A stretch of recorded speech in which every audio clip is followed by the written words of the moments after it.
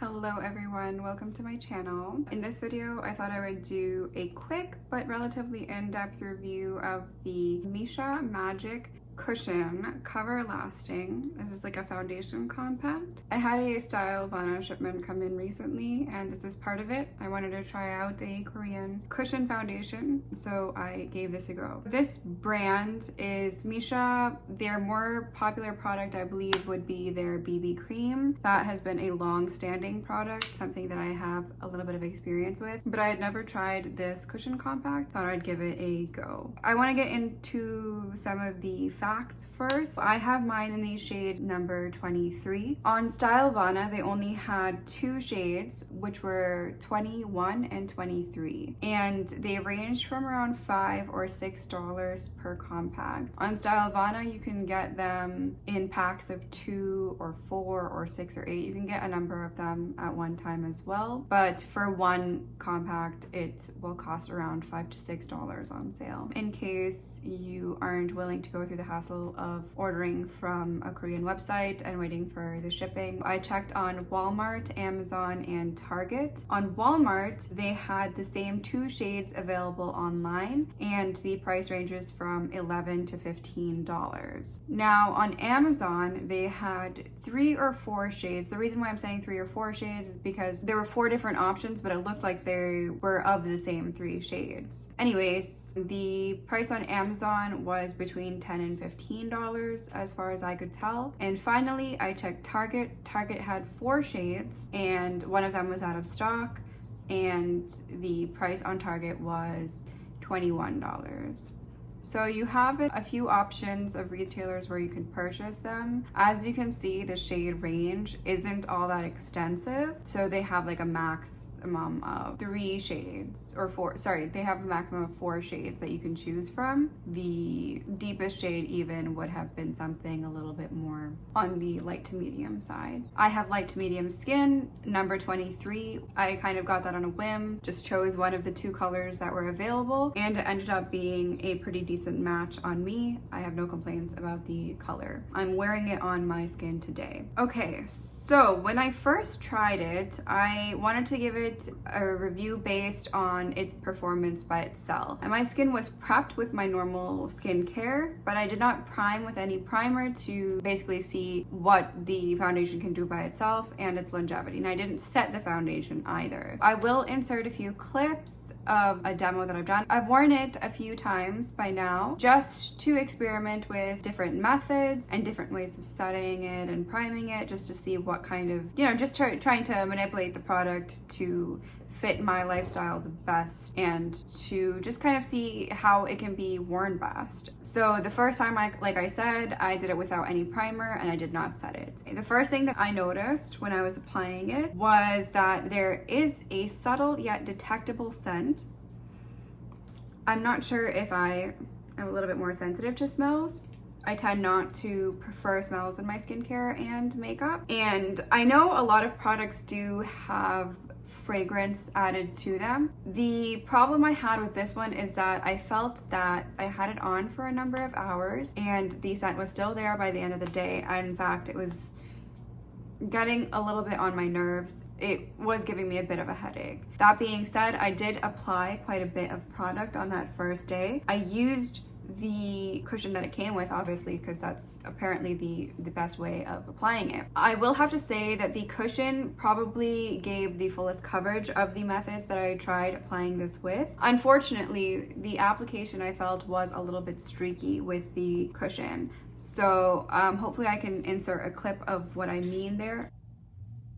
Okay, pardon the interruption. I had to pause my video for a few minutes, so I don't really even know where I left off. I think I was talking about the application of the foundation and how I felt like it was streaky. So when I pressed in, so if you use the cushion and you're pressing into your skin, I felt like there were marks left by the cushion, like little circles left into my skin every single time I would push the product in. So it was a little bit harder to blend because I would constantly have to blend away those lines as well. Hopefully I can insert a clip where you're able to see that a little bit better. So once I was able to deal with the application and apply it to my liking, I went in with the rest of my makeup And somehow I was not expecting, because of the streaky application, and in my mind what causes that streaky application is the product not setting down quickly enough. So when it doesn't set down quickly enough, it keeps on transferring onto things. So for example, even the applicator that you use to put it on with. But to my surprise, both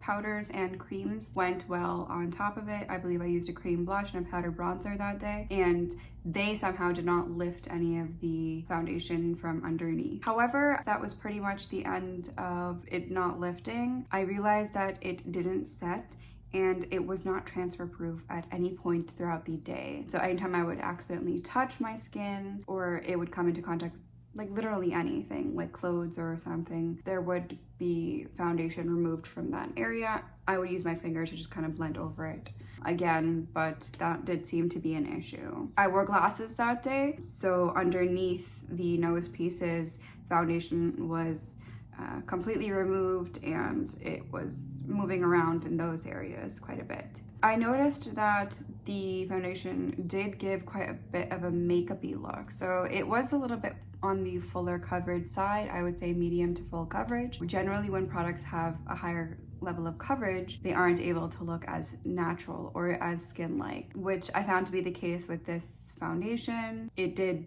look like I had makeup on. That's not necessarily a negative, that's personal preference. Obviously, if you're taking your time and effort into putting makeup on, a lot of times people would not mind it if it actually does look like they have something on their face. I tend to prefer a little bit more of a skin-like finish and something that looks a little bit more natural and sits a little closer to the skin rather than on top of the skin. At the end of the day, like I said, I noticed that it had moved around quite a bit, and it had settled quite a bit into the creases around my nose and my smile lines. Finally, would I recommend this? Overall, I would not recommend it, just because there seem to be more negative factors rather than positive factors. I would recommend it to someone who wants to try a cushion foundation without spending too much money. Price point was decent, but I would hesitate recommending it for people with deeper skin tones. Like I said, the shade range ends a couple shades deeper than mine, so I would imagine that most people wouldn't be able to find their perfect shade match. I think I got a little bit lucky in that regard. I would not recommend it to oily skin.